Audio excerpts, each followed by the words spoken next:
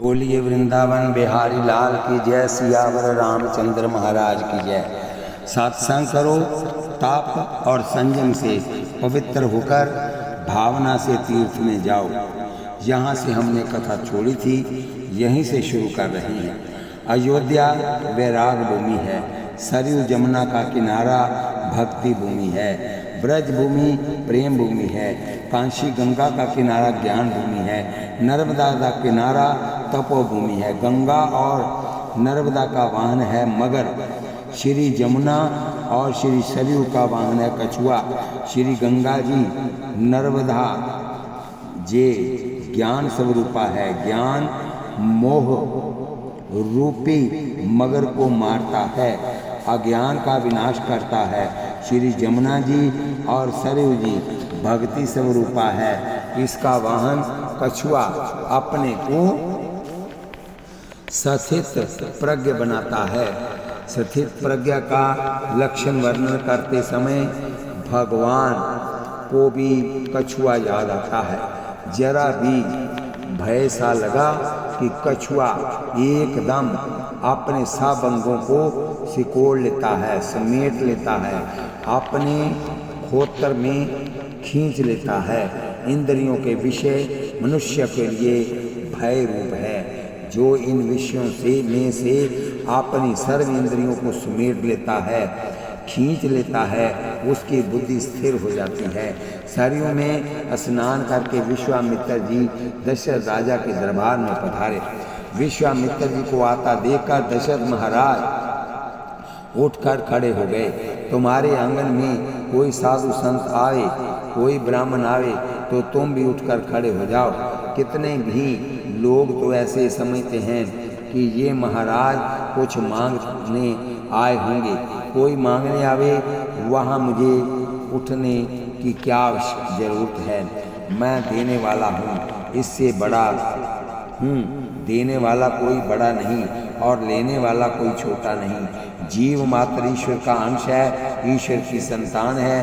परमात्मा की संतान को छोटा गिनो तो परमात्मा को बुरा नहीं लगेगा।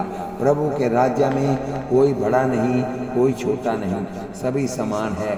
किसी जीव को छोटा मानकर उसका अपमान करना नहीं। नम्र होकर, दीन बनकर, आंखें नीची रख कर दान दो।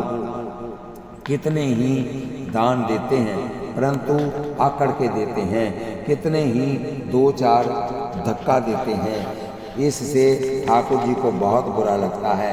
तुम साधु ब्राह्मणों को थोड़ा दोगे तो चलेगा, परंतु मान पूर्वक दो, विवेक से दो, भाव भाव रख कर दो। लेने वाले के हृदय में भी परमात्मा ही बैठे हैं। ऐसी भावना रखो कि मैं देता नहीं, मेरे राम जी देते हैं। देने वाले राम जी और लेने वाले वे राम जी। गरीब का ब्राह्मण का सम्मान होता है, वहाँ परमात्मा बहुत खुश होते हैं, राजी होते हैं।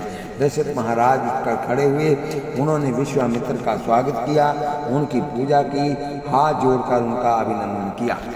महाराज दशरथ ने कहा, हे मुनिंदर, आप पधारें, इससे आज मैं कृतार्थ हुआ। मेरा घर आपने पवित्र किया।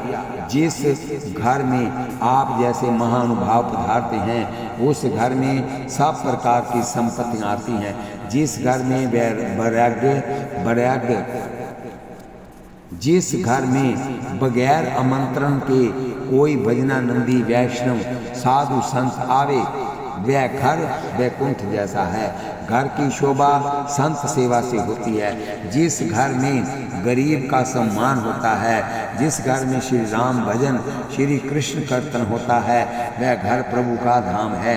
वैसे तो सर्प भी घर बनाता है, परंतु जिस घर में संतों के चरण के रज न पड़े, जिस घर में गरीब का सम्मान ना हो, जिस घर में परमात्मा के नाम का कीर्तन न हो, वह घर घर नहीं।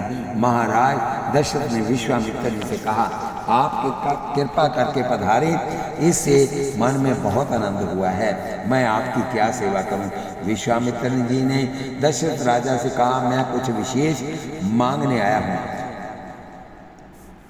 पवित्र ब्राह्मण परमात्मा की ही मांग करते हैं, वह दूसरा कुछ मांगते नहीं। विश्वामित्र जी मांगते हैं परंतु भगवान की ही मांग करते हैं। राजन, मुझे अन्य कुछ आवश्यकता नहीं, मेरे यज्ञ में राक्षस वेदन करते हैं, तुम राम लक्ष्मण मुझको दे दो।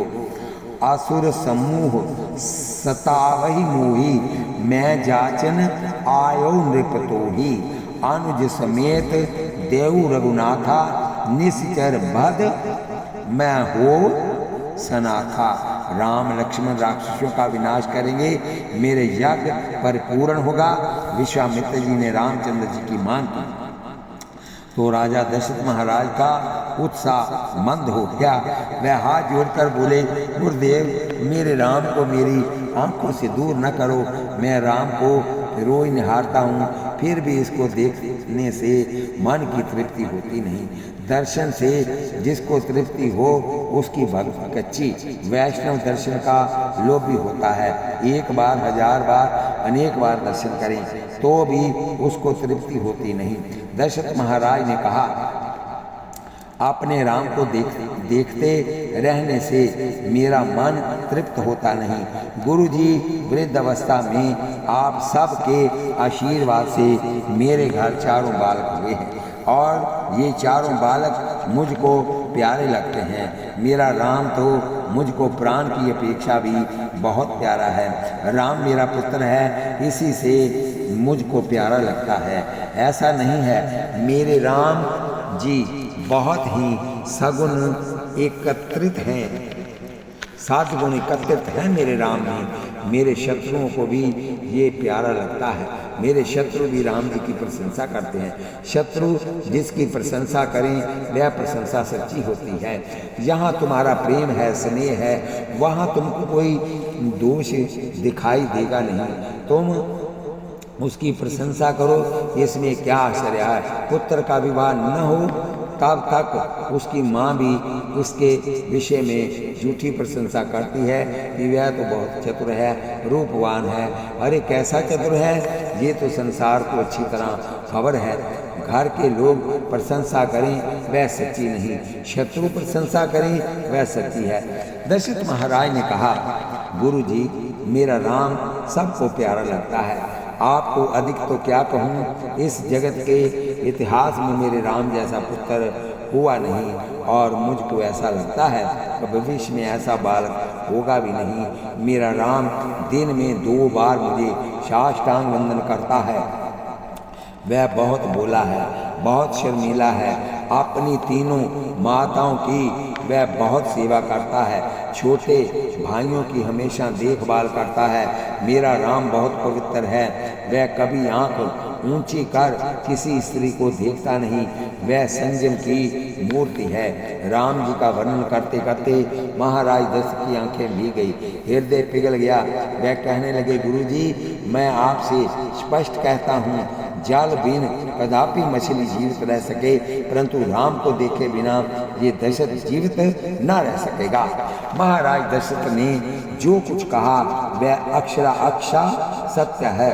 इसमें तनिक भी अतिशय योक्ति नहीं। गुरु जी, मैं राम का वियोग सहन नहीं कर सकता। कहो तो मैं राज्य दे दूं, कहो तो अपने प्राण दे दूं। बोली, वृंदावन बिहारी लाल की जय। दे प्राण थी प्रिया कछु नहीं, ते मुनि दऊ पल भर माही। मैं सब कुछ दे सकता हूँ परंतु अपने राम को नहीं दे सकता। राम देत नहीं बने गोसाई। मेरा जीवन राम के अधीन है। विश्वामित्र को आनंद आश्चर्य हुआ, राजा का जैसा कैसा शुद्ध प्रेम है। पीछे तो विश्वामित्र जी ने वशिष्ठ जी को आंख से इशारा किया, आप राजा को समझाओ तो ही ये कुछ मानेंगे। दशरथ जी को वशिष्ठ जी में पूर्ण विश्वास था। दशरथ महाराज चक्रवर्ती सार्वभौम राजा थे, फिर भी वह ऐसा मानते थे कि मैं स्वतंत्र नहीं, मैं परतंत्र हूँ, अपने गुरु के अधीन हूँ। स्वतंत्र मनुष्य का पतन करता है। तुमको सुखी होना हो तो बहुत स्वतंत्र रहना नहीं, आपने माता पिता के अधीन रहो, किसी पवित्र ब्राह्मण के अधीन रहो, किसी पवित्र संत के चरण पकड़कर रहो और उसके अधीन रहो। महाराज दशरथ कोई भी काम करने से पहले विशिष्ट ऋषि की सलाह देते हैं। वह तपस्वी ब्राह्मण थे जिसको किसी प्रकार का स्वार्थ नहीं था, जिसकी ब्रह्म दृष्टि स्थिर हो गई थी। ऐसे वशिष्ठ महर्षि की आज्ञा अनुसार दशरथ महाराज प्रत्येक कार्य करते थे। तुम भी किसी पवित्र ब्राह्मण की आज्ञा लेकर काम करो तो सुखी रहे। राजा, क्षत्रिय और मंत्री ब्राह्मण अनादिकाल से ये चलता आया है। राम राज्य में भी विशिष्ट गुरु जो कहते हैं वही होता है। पवित्र स्वार्थ रहित ब्राह्मण समाज सुखी हो, ऐसे नियमों की रचना करते थे। आजकल तो कितने ही नियम अपनाए जाते हैं, परंतु आज बनाए और आने वाले कल ही उन्हें बदलना पड़ता है। ब्रह्मनिष्ठ महर्षि विश्वामित्र जी एक बार जो नियम बनाते थे उसमें परिवर्तन करने की जरूरत पड़ती ही नहीं थी। राजा, क्षत्रियों और मंत्री पवित्र ब्राह्मण हो तो प्रजा सुखी होती है। महाराज दशरथ की निष्ठा थी कि वशिष्ठ जी जो कहें वह ही उनको करना है। वशिष्ठ जी राजा को एकांत में ले गए और समझाया, राजन, विश्वामित्र जी तपस्वी ब्राह्मण है, वह मांगने आए हैं और तुम मना करो ये ठीक नहीं। उनकी सेवा करने से तो तुम्हारा पुत्र सुखी होगा। पवित्र ब्राह्मण की सेवा करे तो बुद्धि सुधरे और लक्ष्मी भी मिले।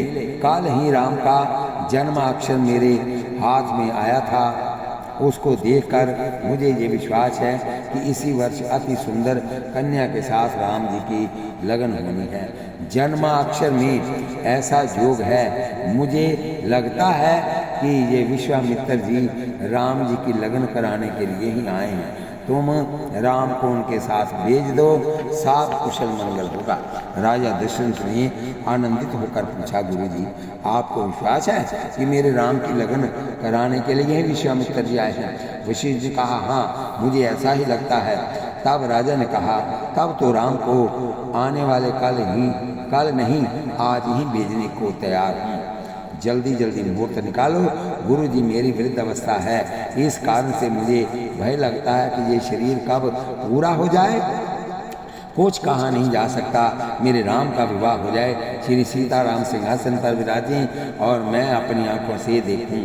पीछे भले ही ये शरीर पूरा हो जाए, मेरा इतना मनोरथ परमात्मा पूर्ण कर दे तो मुझे अन्य कोई अभिलाषा नहीं। बोलिए वृंदावन बिहारी लाल की जय, बोलिए जुगल सरकार की जय। वशिष्ठ जी ने कहा, राजन, तुम शिव जी की त्रिकाल पूजा करते हो, भगवान शंकर तुम्हारा मंगल करेंगे।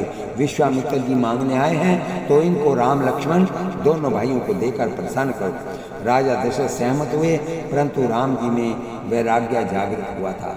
दशरथ महाराज ने विश्वामित्र से कहा, महाराज, राम को खुशी से तुम ले जाओ, परंतु मेरा राम बहुत उदास रहता है, परवृत्ति से दूर रहता है, उसे आप कुछ समझाओ। बोलिए वृंदावन बिहारी लाल की जय।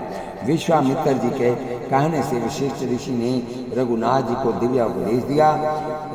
उसको महात्मा योग वशिष्ठ कहते हैं, उसको महात्मा योग वशिष्ठ कहते हैं। योग वशिष्ठ महारामायण ये एक स्वतंत्र ग्रंथ है, ज्ञान प्रधान ग्रंथ है। ये ग्रंथ बहुत बड़ा है, समस्त ग्रंथ पढ़ने समझने में बहुत कठिन है, परंतु तुम्हें जब भी अनुकूलता मिले तब उसका पहला प्रकरण अवश्य पढ़ लेना। योग विशिष्ट में पहला वैराग्य प्रकरण है। ये प्रकरण विशेष पढ़ने योग्य है। ये जगत क्या है, ये शरीर क्या है, जगत के संबंध क्या है, ये समस्त बात बहुत विस्तार से बताई। इसे पढ़ने से वैराग्य आता है। संसार के समस्त सुख तुच्छ लगते हैं, संसार के सुख तुच्छ लगे वहीं से भक्ति का प्रारंभ होता है, वहीं से जीव प्रभु के मार्ग में आता है। संसार का सुख जिसको मीठा लगता है वह भक्ति बराबर करता नहीं। ज्ञानी महापुरुष गीता जी और योग विशिष्ट इन दोनों को ज्ञान के लिए उत्तम ग्रंथ मानते हैं। गीता जी में नारायण नर को उपदेश करते हैं। वहाँ योग विशिष्ट में प्रभु ने ऐसी लीला की कि नर नारायण को बोध देता है। नारायण को तो नर क्या बोध दे सकता है, ये तो भगवान की लीला है। श्री राम ने इस रीति से वशिष्ठ जी द्वारा जगत को बोध दिया है और सद्गुरु की महिमा बढ़ाई है। सद्गुरु के हृदय में हमेशा परमात्मा विराजे रहते हैं। सद्गुरु जो बोलते हैं वह परमात्मा ही बोलते हैं। सद्गुरु ही परमात्मा है। सद्गुरु तत्व और ईश्वर तत्व एक है। विश्वामित्र ऋषि की आज्ञा से दशरथ महाराज ने श्री रामचंद्र जी को दरबार में बुलाया। राम जी दरबार में पधारे। राम जी ने सबको वंदन किया और हाथ जोड़कर खड़े रहे। विश्वामित्र ने राम जी से पूछा, कोई चिंता आपको इतना क्लेश दे रही है, क्या कारण है? राम जी ने कहा, गुरुदेव, मैंने अध्ययन किया, तीर्थ यात्रा को मैं बहुत घूमा, मैंने सब कुछ देखा, परंतु इस सब पर विचार करता हूँ तो इस निर्गुण पर आता हूँ कि ये जो कुछ दिखता है वह सब मिथ्या है, दुख रूप है। इस सब को छोड़कर मैं जाना चाहता हूँ। मुझे सर्वस्व का त्याग करना है। मुझे इस राजमहल का जीवन अच्छा नहीं लगता। ये क्षुद्र जीवन है। क्षुद्र पशु और पक्षी जो सुख भोगते हैं, उस सुख में ही मेरा जीवन पूरा हो तो मुझ में और पशु में क्या अंतर है? मुझे तो नित्य अविनाशी आनंद को जानना है। ये जीवन क्षण बंधुर है। लोग मरने के लिए ही जन्म लेते हैं और जन्म लेने के लिए ही मरते हैं। संसार सुख अनित्य है, भोग अस्थिर है, आपदा रूप है। ये सब दृश्य पदार्थ खोटे हैं। आत्मा ही सत्य है। जो खोटा है वह खोटा ही है। माया है, प्रपंच है, प्रपंच के साथ सत्य का कोई संबंध नहीं। मैं आत्म स्वरूप हूँ, सत्य स्वरूप हूँ, आनंद रूप हूँ। फिर भी इस दुख रूप असत्य संसार के साथ मेरा संबंध बंध गया है। धन नष्ट होने पर, दरिद्री होने के बाद कोई धनवान मनुष्य स्वयं की भविष्य की दशा में संभालने में चिंतित रहे, उसी प्रकार मैं भी परमानंद से भटक कर इस संसार की अति दुख में खटपट में पड़ा हूँ और उसी से चिंतित रहता हूँ। मनुष्य अज्ञान में डूबा हुआ है। मोह के कारण उसकी विचार शक्ति मंद पड़ गई है। अपने स्वरूप को वह भूला हुआ है। संसार के सुंदर लगने वाले अनेक विषय इनके विवेक को चुरा लेने में लगे हुए हैं। मनुष्य विवेक खो बैठा है। ये विषयों के पीछे दौड़ता है और इससे दुखी होता है। जिसने तत्व को जाना है, जिसको ब्रह्म ज्ञान प्राप्त हुआ है, ऐसा ज्ञानी महापुरुष ही इन विषय विकारों को मार सकने में समर्थ है। अन्य समस्त जीव माया में फंसे हुए हैं, अज्ञान में डूबे हुए ही रहते हैं। राम जी आगे कहते हैं, मनुष्य को महान रोग लगा हुआ है अहंकार का। अहंकार हमें से उत्पन्न होता है। हमें और तृष्णा अहंकार में से उत्पन्न होती है। अहंकार खोटा काम कराता है, पाप कर्म कराता है। अहंकार से संसार उत्पन्न हुआ है। देहाभिमान अनेक आपत्तियों का सृजन करता है। अहम मन को अशांत करता है, मन को बिगाड़ता है। अभिमान सबको त्रास देता है, सबको रुलाता है। ममता मर जाती है, परंतु अहंकार जल्दी मरता नहीं। मैं हूँ ऐसा देहाभिमान ही संसार के सब विषयों में, सब संबंधों में आसक्ति उत्पन्न कराता है।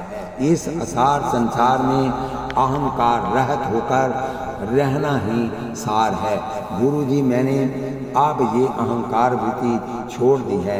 मैं राम नहीं, ये शरीर भी मैं नहीं, मुझे कोई इच्छा वासना नहीं, मुझे कोई आसक्ति नहीं। संसार के सभी प्राणी मेरे सम्मान ही हैं। मेरी अब शांति से एकांत में बैठे रहने की इच्छा है। मैं मन की शांति चाहता हूँ। ये मन बहुत अशांत है, अतिशय चंचल है। सुख दुख मन की लाया करता है, सुख दुख मन ही लाया करता है। मन विषयों में भटका करता है, ये स्थिर रह सकता नहीं। ये धन के पीछे दौड़ता है और धन मिल जाए तो उससे इसे संतोष प्राप्त होता नहीं, और वह अन्य किसी भोग पदार्थ या विषय की तरफ दौड़ जाता है। मन कूद फांद करता ही रहता है, इस प्रकार चारों तरफ दौड़ा ही रहता है। मन को तनिक भी शांति नहीं। मन अनेक तरंगे लिया करता है। मन मोह प्राप्त करता है, क्रोध करता है, लोभ करता है, कामना करता है, आसक्ति करता है, द्वेष करता है, अनेक प्रकार की चिंताएं करता है। वह क्षण में सुख पाता है, क्षण में दुखी हो जाता है। इस मन को वश में रखना बहुत कठिन है, असंभव जैसा है। जिस प्रकार पक्षी मांस के ऊपर झपटा मारता है, उसी प्रकार चित्त विषयों के ऊपर झपटता है। बालक को यदि खिलौना दो तो वह अपने चिर दिनों के अभ्यास को एकदम छोड़ देता है और खिलौने में तन में बन जाता है। इसी प्रकार मन भी विषय मिलते ही अनेक दिनों से अभ्यास किए शुभ कर्मों को, सत्कर्मों को छोड़ देता है। मन इंद्रियों का गुलाम है। इंद्रियों को राजी करके रखने के निमित्त वह भोगों के लिए भटकता है। इंद्रियों के गुलाम बनो नहीं, इंद्रियों के तुम मालिक हो, मालिक ही बने रहो। इंद्रियों को भोग जुटाओ नहीं, इंद्रियों को वश में रखो।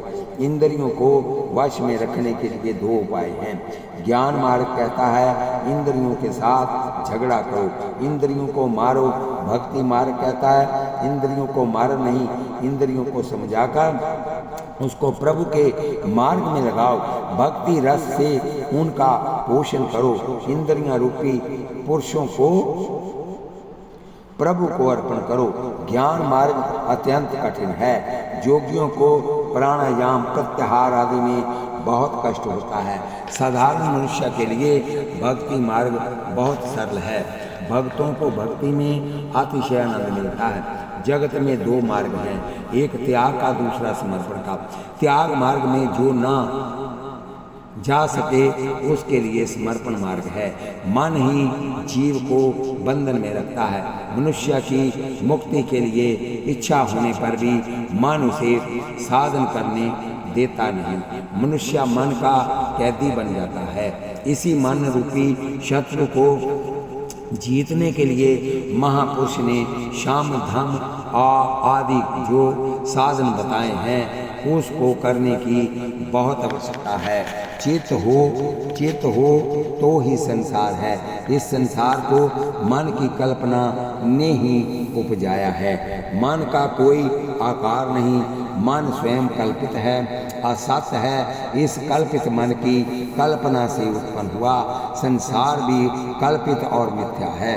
84 लाख योनियों के चक्कर में पड़ने का ही नाम संसार है। चित्त का लय हो जाए तो संसार का लय हो जाता है, मुक्ति मिल जाती है। इसलिए मन को मारने का मैं उद्योग करता हूँ। इस मन की तृष्णा बहुत भयंकर होती है। इस विवेक को ज्ञान को ढक देती है। तृष्णा मोह रूपी आवरण खड़ा कर देती है। ये तृष्णा जीव को बहुत बहुत दुख देती है। वह मनुष्य के आनंद सागर को सुखा डालती है, उसके हृदय की कोमलता को नष्ट कर डालती है। तृष्णा हृदय को कठिन बनाती है, जड़ बनाती है। तृष्णा मन को बहुत शांत करती है, पतंग की डोर के समान चढ़ाती है। तृष्णा मन को एकाग्र होने देती नहीं। विवेक वैराग्य प्राप्त करने के उत्साह को वह नष्ट करती है। तृष्णा ठगनी है, मनुष्य को ये ठगती है। तृष्णा मनुष्य को दुख देती है, व्याधि और उपाधि देती है। इसके उपरांत भी मैं सुख देता हूँ ऐसी बताती है। मनुष्य की बुद्धि तृष्णा रूपी जाल में फंस गई है और इस कारण से वह प्रभु चरणों में पहुँचने में आसक्त है। तृष्णा अमंगलकारी है, अतिशय भयंकर है, काली राक्षसी है। वह मनुष्य का हृदय फाड़ कर खा जाती है, उसके ज्ञान का विनाश करती है, उसके आनंद को उखाड़ कर फेंक देती है। तृष्णा मनुष्य को शोकग्रस्त और भयग्रस्त बनाती है। तृष्णा पल भर में मनुष्य की समझदारी को उड़ा फेंकती है, मनुष्य को भी पथ भ्रष्ट कर देती है। तृष्णा उत्तम मनुष्य को भी तिनके के समान हल्का कर डालती है। तृष्णा एक स्थान पर स्थिर रहती नहीं और कभी तृप्त होती नहीं। मनुष्य की आस्था जैसे जैसे वृद्ध होती है वैसे वैसे उसकी तृष्णा बहुत जुआ बनती है, जवान बनती है। मनुष्य ऐसा समझता है कि भोगने से मन शांत होगा, तृष्णा तृप्त हो जाएगी, पर भोगने के पश्चात उसकी समझ में आता है कि शांति मिली नहीं। भोगने से मन शांत होगा, ये केवल भ्रम है। भोगने से वासना बढ़ती है, इंद्रियां शांत होती नहीं। इंद्रियां क्षणिक सुख देती हैं, पीछे दुख में धकेल देती हैं। इंद्रियां नित नया नया विषय मांगती हैं, जीव रसा स्वादि की तरफ खींचती है। आँख रूप सुख मांगती है, त्वचा स्पर्श सुख चाहती है। कहीं शांति नहीं, कहीं भी तृप्ति नहीं। राम जी कहते हैं तृष्णा ही विषय वासना है। वासना रूपी डोरी से इंद्रियां विषयों में बंधी हुई हैं, आसक्त हुई हैं। विषयों में आसक्ति का ही नाम बंधन है और विषयों का त्याग, विषयों से वैराग्य, इसी का नाम मोक्ष है। वासना रूपी डोरी से जीव की गांठ इस संसार के साथ बंधी हुई है, इस गांठ को खोलना है। बुद्धिमान पुरुष तृष्णा को विवेक से नष्ट करते हैं। तृष्णा का नाश हो पाए तभी वह जीव अपने वास्तविक स्वरूप में, ब्रह्म स्वरूप में स्थिर होता है। मुझे अब कोई भी तृष्णा नहीं, मेरा मन अब इस राज वैभव से, इस धन संपत्ति से पृथक हो गया है। धन बहुत अनर्थ करता है, लक्ष्मी मोह उत्पन्न करती है, मोह को पुष्ट करती है और राग द्वेष को बढ़ाती है, अनेक प्रकार की चिंताओं और विकारों को खड़ा करती है। लक्ष्मी चंचल है, अस्थिर है, अचानक दुर्दशा में फेंक देने वाली है। करोड़पति एक घड़ी में ही बिना कौड़ी वाला हो जाता है। करोड़पति धन संपत्ति पाप के बिना प्राप्त होती नहीं। लक्ष्मी का मोह पाप कराता है, सत्कर्म का नाश कराता है, मनुष्य के मन को बिगाड़ता है, उसके हृदय को कठिन बनाता है, जड़ बनाता है और अनेक बार धन सुख की अपेक्षा दुख ज़्यादा देता है। जिसकी भोग में आसक्ति है उसका शरीर ठीक रहता नहीं, जिसकी द्रव्य में आसक्ति है उसका मन ठीक रहता नहीं। भोग शक्ति तन को बिगाड़ती है, द्रव्य शक्ति मन को बिगाड़ती है। महापुरुषों का मन ही मानव सद्गुणों से संपन्न है। जिसका मन शुद्ध है वही संपत्तिवान है। धन का जिसने संचय किया है वह धनवान नहीं, परंतु जिसने सद्गुणों का संचय किया है वही धनवान है। असंतोषी है, वह दरिद्री है।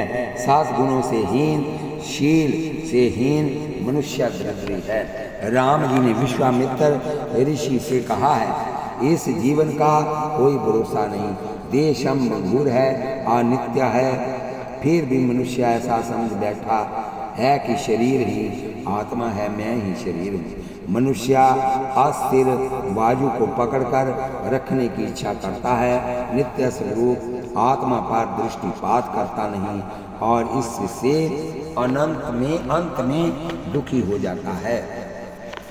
विषयों में जिसको आसक्ति है उसका ज्ञान भी भार स्वरूप है।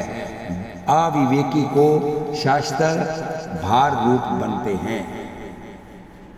अशांत मनुष्य को मन भार रूप बनता है। आत्मा को जो जानता नहीं उसके लिए ये शरीर भी भार रूप बनता है। यूँ तो पशु पक्षी भी जीवित रहते हैं, परंतु जिसने अपने मन को मारा है उसका ही जीवन है।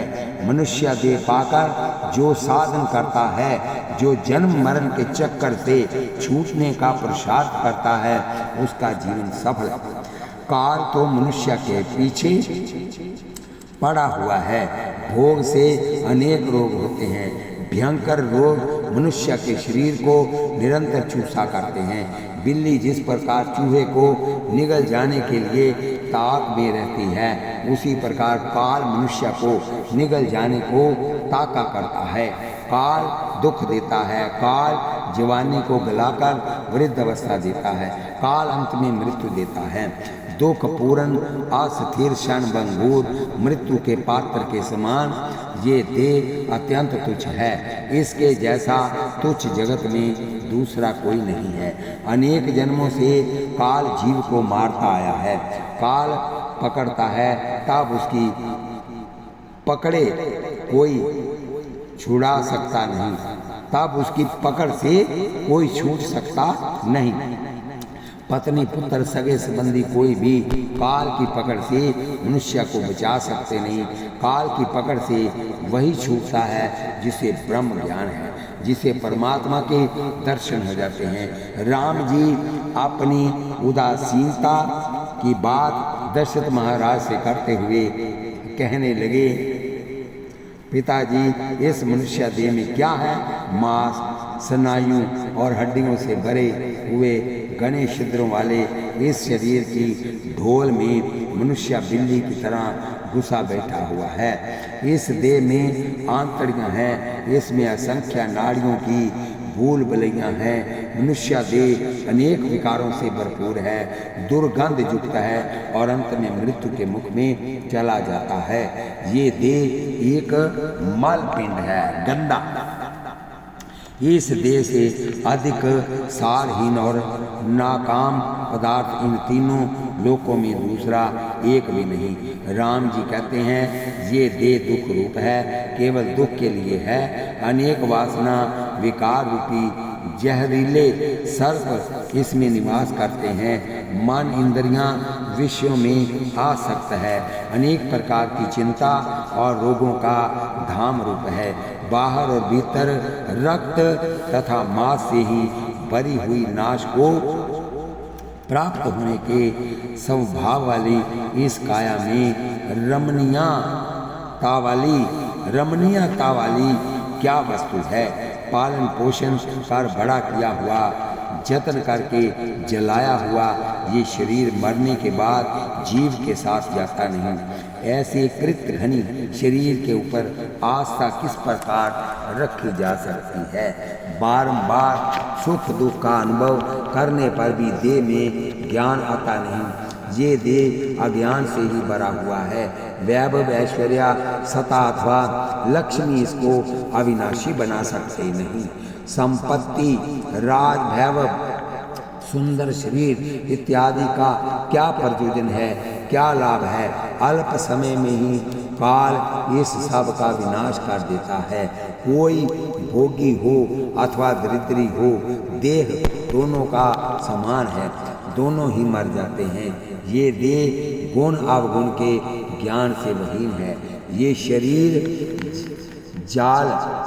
शरीर जलाने के ही काम के लायक है, लकड़ियों से कुछ भी अधिक नहीं। ऐसी अनेक लकड़ियां संसार समुद्र में तैरा करती हैं, उसमें कितनी ही लकड़ियां मनुष्य के नाम से जानी जाती हैं। एक भक्त ने शंकर दादा से पूछा, महाराज तुम शरीर पर भस्म किस लिए धारण करते हो? शिव जी ने कहा, ये शरीर भस्म बनता है, भस्म धारण करके शिव जी संसार को ज्ञान देते हैं। तुम शरीर को बहुत लाड लड़ाते हो, शरीर सुख तुम्हारा सुख है ऐसा मानते हो, परंतु शरीर तो चिता की राख है। ये शरीर एक दिन शमशान में जाना है, परंतु मनुष्य को लज्जा आती नहीं। ये शरीर का बहुत लाड लड़ाता है, भोगा करता है। विषय भोग कीचड़ से भरे हुए घड़े के समान है, जिसमें ये मनुष्य देह डूबा करता है। अल्प समय में ही वह जर जर्जरित हो जाता है और दुर्दशा को प्राप्त कर मृत्यु की शरण में चला जाता है। बोलिए वृंदावन बिहारी लाल की जय। इस कथा को हम यहीं पर विश्राम देते हैं। इस कथा को सुनिए, हाथ में माला लीजिए, कानों से कथा सुनिए, मुख से जीवा का नाम लीजिए, भगवान का हाथ कारवाल चित यारवाल। इस कथा को शेयर कीजिए, यहाँ तक आपके द्वारा शेयर की हुई कथा जाएगी। जो सुनेगा उसका फल आपको मिलेगा। बोलिए वृंदावन।